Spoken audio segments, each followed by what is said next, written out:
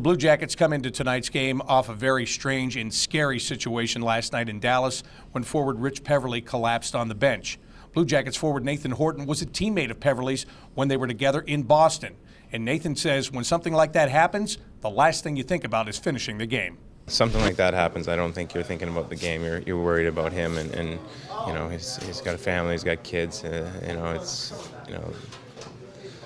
I think the hockey part is last. It's all, just want to make sure he's okay. Jody, you were right down between the benches. You were right there with a first-hand look at that entire situation. You played the game too. How scary was it for you just watching what was going on and really not knowing what was going on?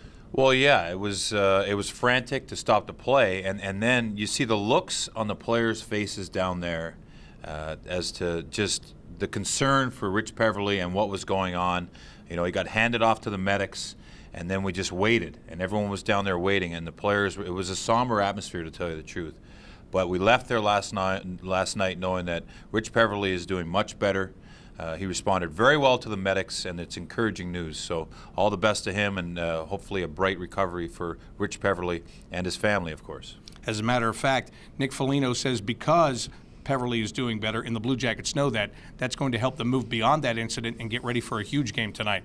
Well, we talked about it in here. I mean, we're professional athletes, and that's what we're trained to do. I mean, we have a job to do, and knowing that he's doing well is a lot better feeling coming in this morning, knowing that than maybe in a different circumstance. So, I think we're ready for this task at hand. It's a big game for us, and we have to be ready because all these points count. Well, this game is huge for both the Blue Jackets and the Red Wings tonight. As we take a look at the standings, both teams have 71 points. Going into this game, the Blue Jackets hold the tiebreaker, but Jody, there are a lot of games left on the schedule. These two are going to be battling. They're going to be battling other teams, and this is a chance for both to pick up 2 points. Oh, yeah, this is a huge game for both teams, like you just said.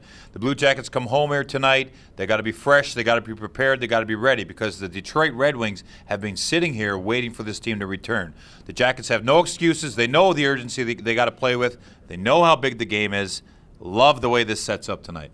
Well, the Red Wings are without some of their top players. Henrik Zetterberg got hurt in the Olympics, won't play the rest of the regular season. Pavel Datsyuk has been hurt as well, but that doesn't mean that they don't have weapons. And it starts on the blue line with Nicholas Kronwall, good veteran guy there with 40 points coming into this game. Daniel Alfredsson, he might be new to the Red Wings, but he's not new to being in these situations like this.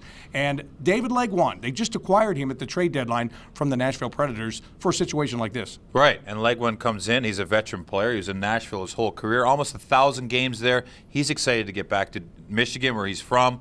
You got Alfredsson, who came in last year, a veteran player. He fits in there well. And, of course, on defense, Kronwall. He's the guy that kind of carries that stamp of the Detroit Red Wings that's been passed on from Scotty Bowman, Steve Yzerman, Nick Lidstrom. You look to Kronwall for that leadership. So there's not a real – you can't look for – there's holes, definitely, having those two big guns out. But these guys can pick up the slack, and they're dangerous. Time now for our YP. Keys to getting it done. What do the Blue Jackets have to do to beat the Red Wings? Well, one's a mindset thing, and that's be focused. With what went on last night, the travel last night, getting back here, turning the page, and being prepared tonight, focus on the task at hand, the Detroit Red Wings. Focus on your game. And the second one is jump right in. Be physical. Don't wade into this game. Don't take 1 foot in. Jump 2 feet in and go after them, especially here at Nationwide Arena. All right, that'll do it for tonight's Time Warner Rink Report. For Jody Shelley, I'm Bob McElligott. Enjoy the game.